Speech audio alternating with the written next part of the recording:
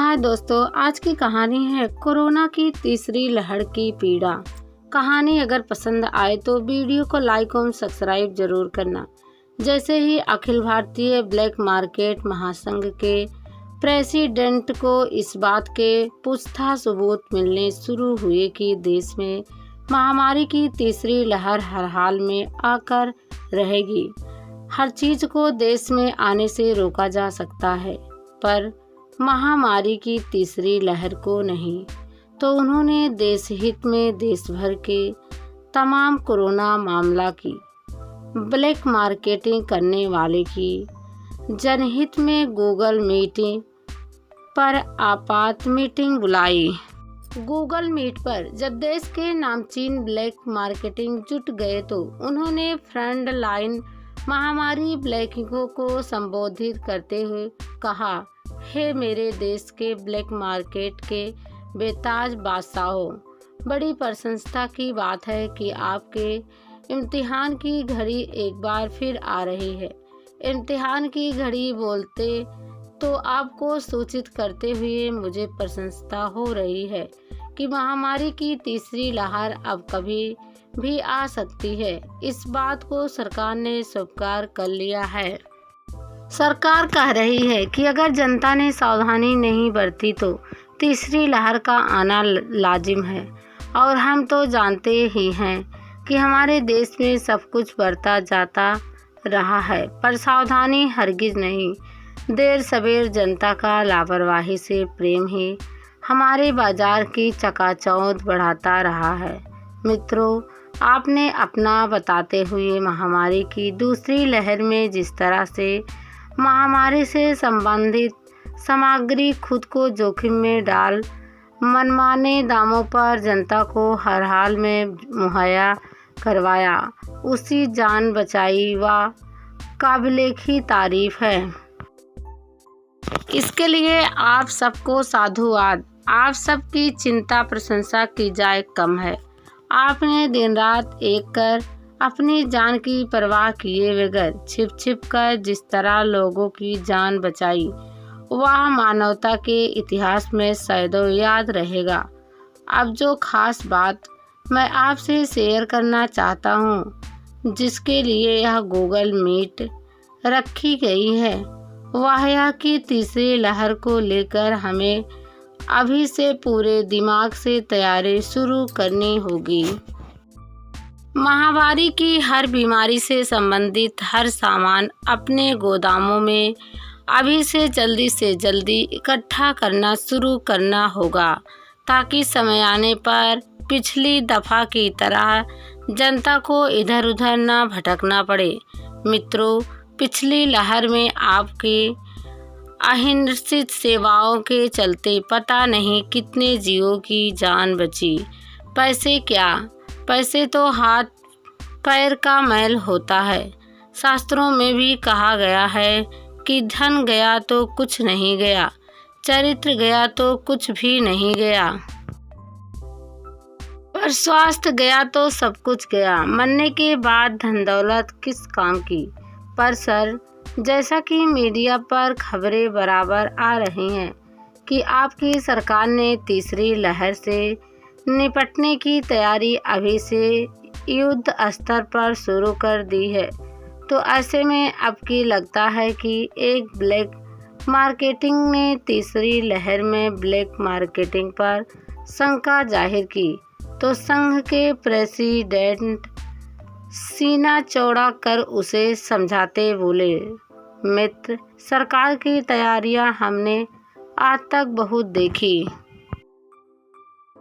यह उसकी कोई नई तैयारी नहीं है। हर बार आपदा आने से पहले सरकार बड़े बड़े दावे करती रहती है, पर जब सच में कोई आपदा आती है तो उसके सारे इंतजाम हाथी के मुंह का जीरा हो जाते हैं।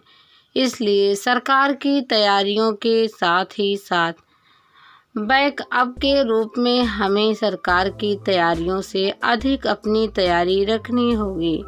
बाद में जो कुछ काम आएगा तो बस बैकअप की काम आएगा।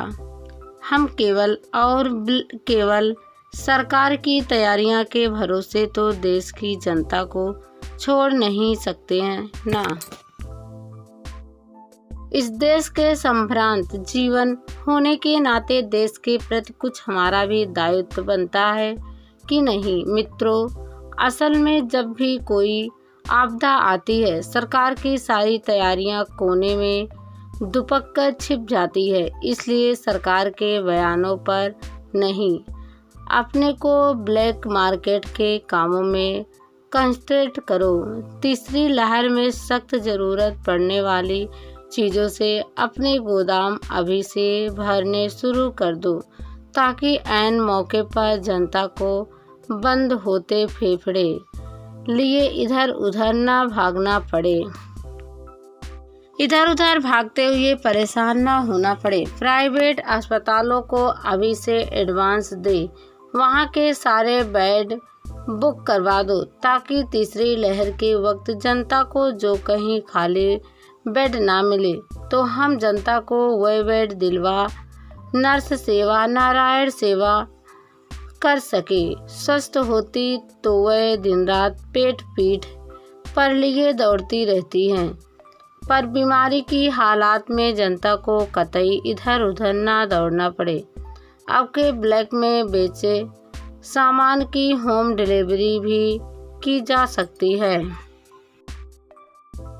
हमें पता है कि अपने देश की जनता लापरवाहियों की खिलाड़ी है, मस्ती की सवारी है। सावधान होते हुए भी वह लापरवाही हर हाल में करेगी ही, क्योंकि लापरवाही उसकी रग रग में बसी है। इधर उसकी लापरवाही बढ़ी तो दूसरी ओर अपने धंधे की तूती बोली।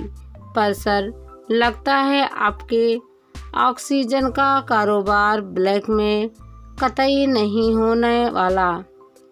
चोर बाजारी के धंधे में नया नया कदम रखने वाले ने उससे यह कहा तो उन्होंने उसी से ठहाका लगाते हुए पूछा,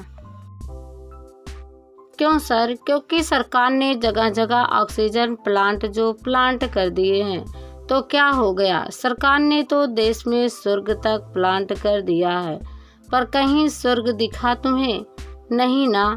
जिंदा जी तो छोड़िए, स्वर्ग तो मरने के बाद भी यहाँ के जीवों को नहीं दिखता।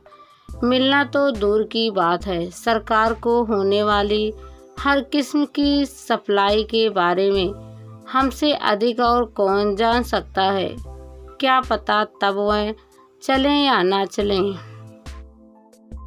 चलेंगे भी तो सिस्टम में बैठे हमारे बंदे उन्हें दूसरे की दिन जेब भराई के चक्कर में खराब कर देंगे। उन्हें पता है कि वह चलेंगे तो वह अपनी जेबें कैसे भरेंगे। ब्लैक का कारोबार ऐसे ही सरकार के प्रति निष्ठा रखने वालों की छत्र छाया में आज तक पनपता रहा है और फ्यूचर में भी यूं ही आबाद पनपता रहेगा। आज तक अपने ही सप्लायर भाइयों द्वारा जब जब सरकार को दवा से लेकर हवा तक सप्लाई करने की बारी आई है, तो वह दवा और हवा कुछ और ही सप्लाई होती रही है।